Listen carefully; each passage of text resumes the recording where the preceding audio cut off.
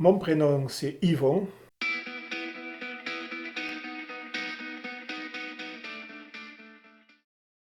mais mon nom c'est Kissargue.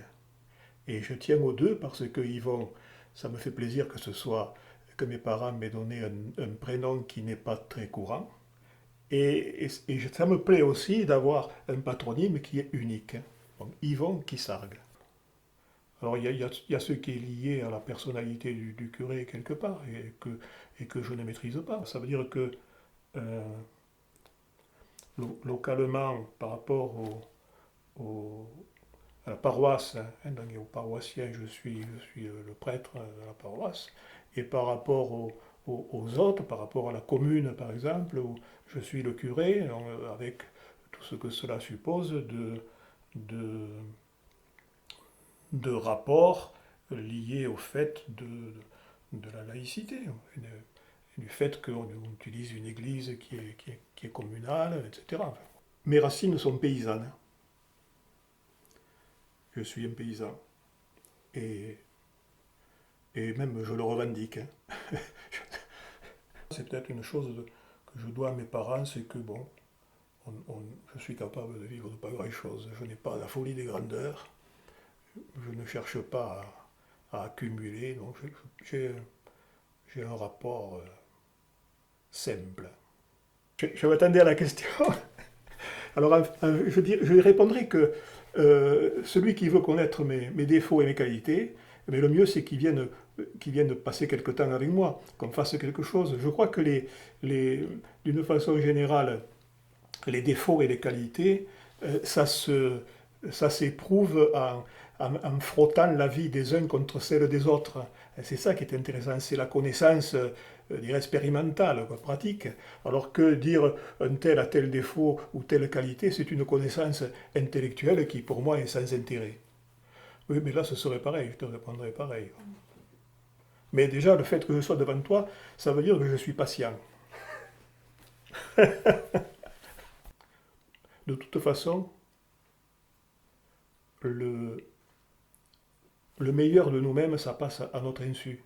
Ce qu'on transmet aux autres, c'est le mieux qu'on transmet aux autres, le meilleur qu'on transmet, c'est ça passe à notre insu sans qu'on s'en rende compte. Je répondrai simplement en disant la peine des autres.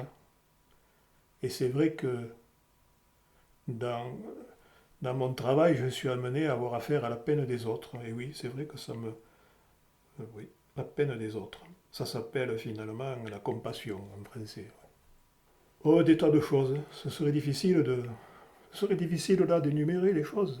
Ce qui me procure de la joie, euh, pour rester dans le domaine qui est le mien, c'est de voir des gens grandir et grandir en liberté, je dirais.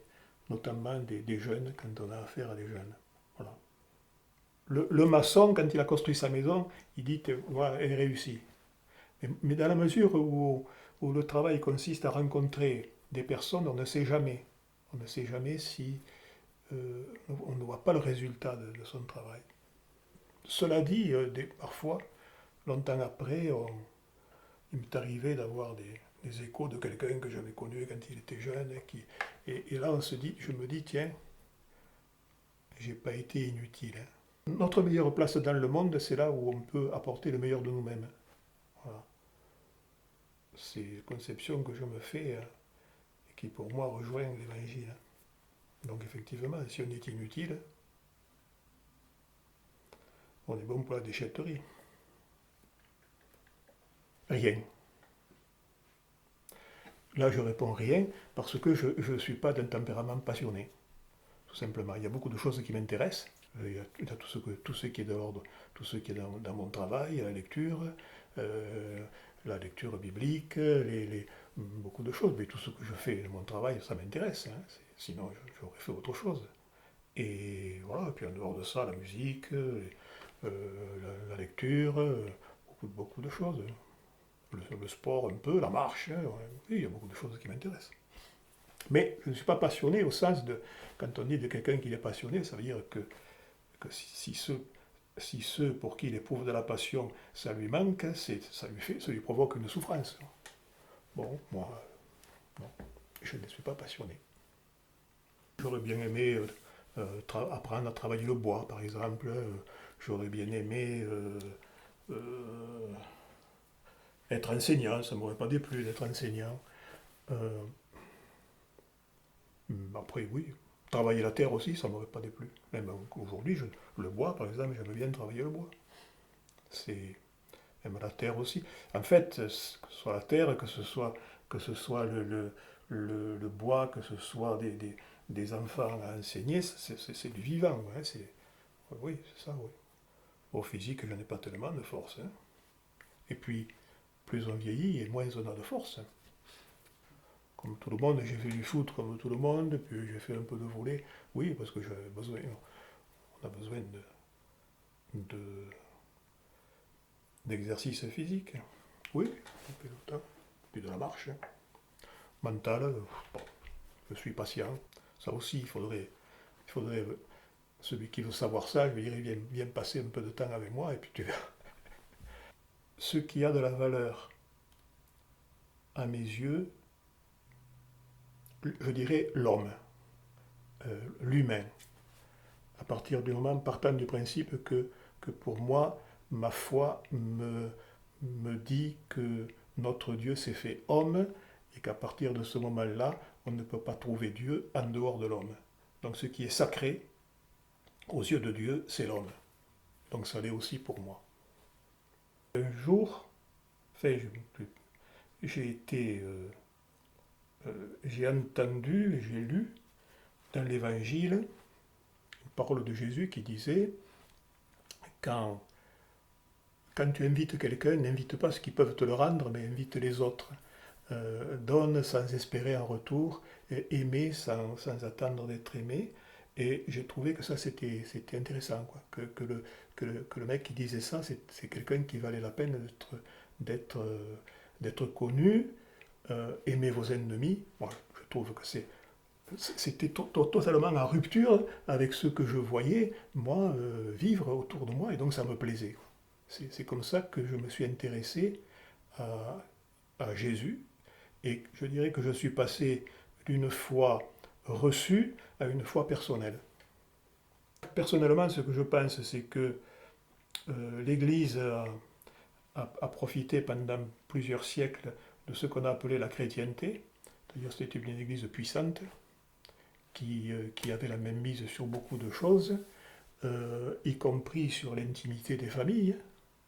Et je crois que la fin de la chrétienté maintenant, la fin de la chrétienté a fait que l'Église a perdu son pouvoir. Et pour moi, c'est une bonne chose, parce que le pouvoir, ça ne peut pas aller avec l'Évangile. Jésus-Christ n'est pas un homme de pouvoir, bien au contraire, c'est un homme de service. Ce qui fait que les choses ont changé et que maintenant, par rapport à une époque où l'Église imposait la foi, aujourd'hui on est dans un monde où l'Église propose la foi. Ce qui fait que c'est beaucoup mieux, je pense. Moi, on me prend comme je suis, on me laisse. Hein. C'est mon principe. Non, moi j'ai toujours été comme ça. Euh,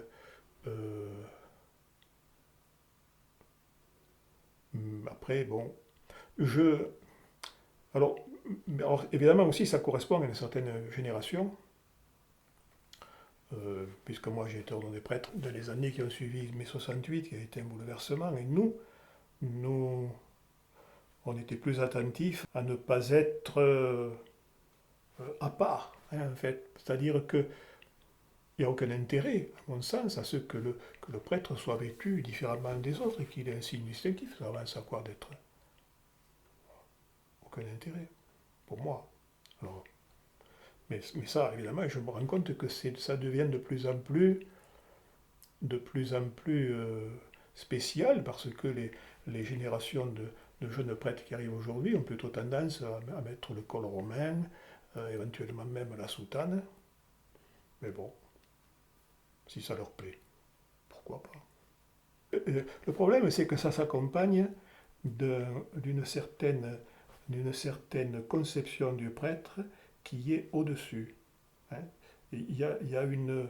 C'est pareil, moi je me suis toujours battu pour éliminer le titre de père quand on prête, parce que c'est un cléricalisme rampant. Et je trouve que c'est périlleux. Ça veut dire, à partir du moment où tu appelles quelqu'un de père, ça induit une relation de supérieur à inférieur. Et ça, je trouve que c'est le cléricalisme. À la suite des, à la suite des problèmes forts qu'il y a eu de, d'agression sexuelle de la part de prêtres dans l'Église et d'agression même psychologique. Bon, le pape a fait une lettre où il disait qu'il fallait, il signale, il dit qu'il fallait lutter contre le cléricalisme dans l'Église. Et je crois que pour moi, ça commence par là. Il faut absolument qu'on puisse, qu'on puisse appeler qu'on puisse s'appeler frère, se traiter de frère, qu'on soit évêque, ou qu'on soit prêtre, ou qu'on soit pape.